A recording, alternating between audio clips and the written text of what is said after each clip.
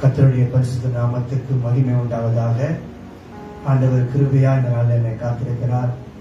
கடந்த நாட்கள்ல பாத்தீங்கன்னா இந்த அசோக் நகர் பகுதியில சிக்னல்ல போயிட்டு கொண்டிருக்கிறேன். சிக்னல் கரெக்டா போடுறாங்க. சிக்னல் போடும்போது நிக்கிறேன். எனக்கு முன்னாடி ஒரு கார் இருக்குது. நான் அந்த ஒரு காருக்கு பின்னாடி நான் நிக்கிறேன். நான் ஆட்டோ ஓட்டுறேன்.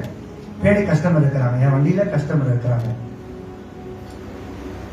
சிக்னல் தான் நிக்கிறோம். திடீர்னு ஒரு கார், ஒயிட் கார், பெரிய காரு ஸ்பீடா வந்து இடிச்சாரு டம்முன்னு என்னுடைய வண்டியை. நான் நியூட்ரல் போட்டு வச்சிருக்கிறேன். என்னை இடிச்ச உடனே அது மூவ் ஆகி அவர் முன்னாடி இருக்கிற கார் மேல இடிச்சிச்சு. பின்னாடி இருந்தவங்க போன் யூஸ் பண்ணிட்டு இருந்தாங்க. போன்லாம் பறந்து என்னுடைய முட்டி பாத்தீங்கன்னா கரெக்டா அந்த ஸ்டேரிங்ல போயிடுச்சு. இடிச்சு அடியதும் அந்த அளவுக்கு படல. ஆனா ஆண்டவர் பாதுகாத்தார். கரெக்டா அவர் இரு சைடு பாத்தீங்கன்னா பம்பர்ல நான் நினைச்சேன் பின்னாடி அவ்வளவுதான் சொட்டையாயிட்டு இருக்கும் போல, ஆட்டோ நசிக்கிட்டு இருக்கும் போல. பின்னாடி போய் பாக்குறேன் பம்பர் வண்டி லூஸ் ஆயிருக்கு. அந்த பம்பர் இருந்ததுனால ஆட்டோ தப்பிச்சுது. ஆண்டவருடைய கிருபை. அப்போ நான் பின்னாடி போய் அவர் கேட்கிறேன். அந்த மனுஷன் பாத்தீங்கன்னா ஒரு டாக்டர். அவரு அவ்வளவு தாழ்மையா, நல்ல ஒரு வசதியான ஆள் தான். ஆனா தாழ்மையா, சாரி தம்பி தெரியாம அடிச்சுட்டேன் அப்படின்னு சொல்லும் போது நான் போய் பின்னாடி சண்டை போடலான்னு போறேன். பார்த்து வர மாட்டேன்னு சொல்லிட்டு அப்படி அந்த அளவுக்கு கோபமா போறேன்.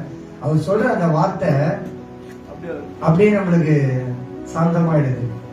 அமைதியாயிட்டேன். சரி பரவாயில்ல, என்ன பண்றது, பார்த்து போங்கண்ணா அப்படின்னு சொன்னேன்.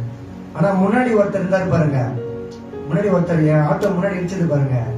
அவர் என்ன பண்ணிட்டாரு, அங்க இருந்த போலீஸ் கிட்ட உடனே கம்ப்ளைண்ட் பண்ணிருக்காரு. டிராபிக் போலீஸ் இருந்தாரு.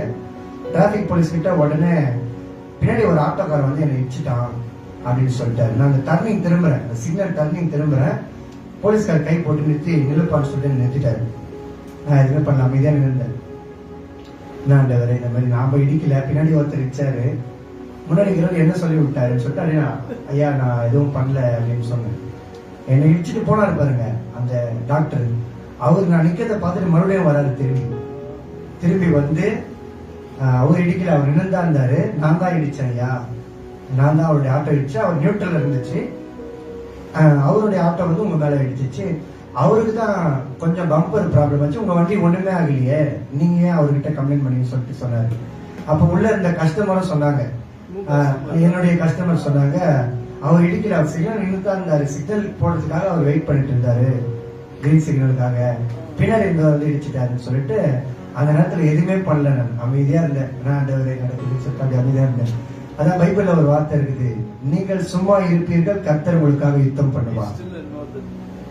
ஆண்டவர் நமக்காக யுத்தம் பண்ணுவார். நம்ம எல்லா விஷயத்திலையும் நம்முடைய பிரச்சனைகள்ல, போராட்டங்கள்ல, மோசமான சூழ்நிலையில நம்ம அமைதியா ஆண்டவரை மாத்திரம் நம்ம நோக்கி பார்க்கும்போது அவர் நமக்காக யுத்தம் பண்ணுவார். பேட்டில் நமக்காக அவர் வந்து அவர் நமக்காக யுத்தம் பண்ணுகிற தேவனா இருக்கிறார்.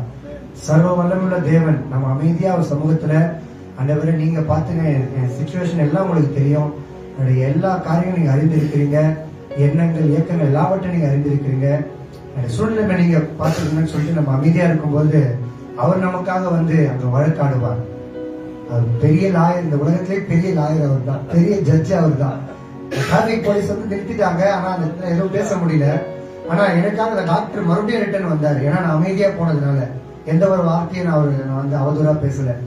ஏன்னா இடிச்சுட்டாங்கன்னா திடீர்னு பார்த்து வர மாட்டேயா சொல்லுவாங்க, ரொம்ப இதுவா இருப்பாங்க. ஆனா கர்த்தருக்குள்ள தாழ்மையா அவர் தாழ்மையா நான் போனதுனால அந்த டாக்டர் போனது ரிட்டர்ன் வந்து எனக்காக சப்போர்ட் பண்ணாரு. நான் தான் இடிச்சேன், சாரி மன்னிச்சிருங்கன்னு சொல்லிட்டு அந்த நேரத்துல ஒரு சமாதானம் உண்டாச்சு.